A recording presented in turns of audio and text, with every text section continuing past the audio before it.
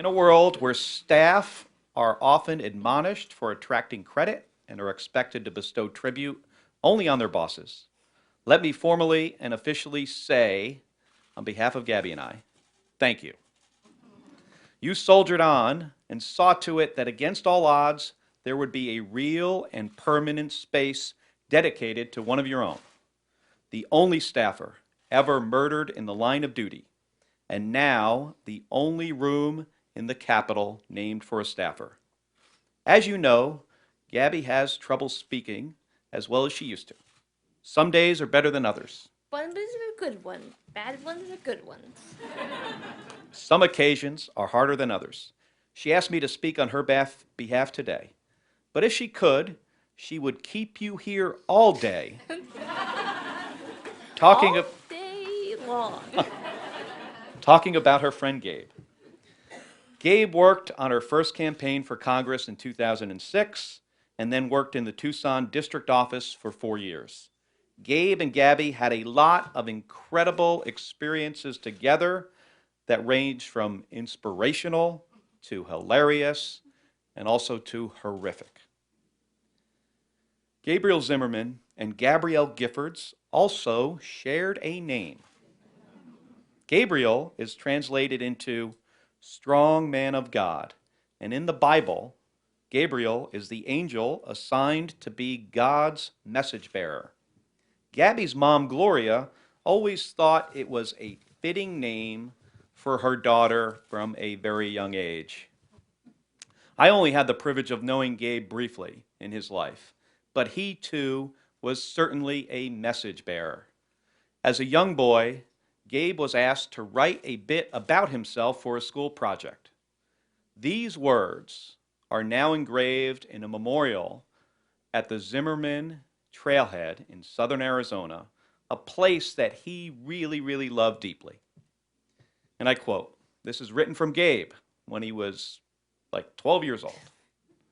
Gabe Matthew Zimmerman, happy, athletic, outgoing, original, who loves sports, family, and pizza, who needs sports, family, and friends, who fears failure, weapons, and war, who gives help, love, and ideas, who would like to see no hunger, peace, and nuclear bombs.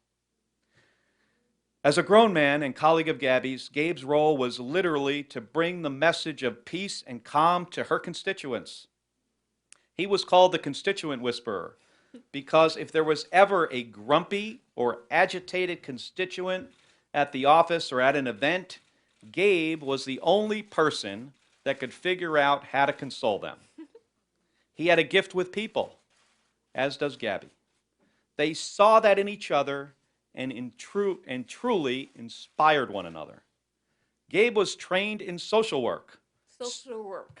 so his entire mission in life was to take care of other people, to enhance their well being, and as the social worker's code of ethics puts it, to elevate service to others above self interest. Gabby and I have obviously gotten very involved in the current discussion about whether everyone should have a background check before buying a firearm, or just some people. In the realm of that discussion, some people say that a good guy with a gun can stop a bad guy with a gun. I always remind people that there was a good guy with a gun at the Safeway that morning, but in the chaotic 15 seconds that unfolded where 33 rounds were shot, he didn't have any time to react.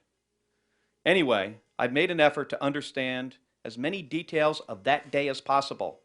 It was no surprise for me to learn that immediately after the shooting started, Gabe ran towards Gabby and towards the other victims, towards the shooter and towards danger.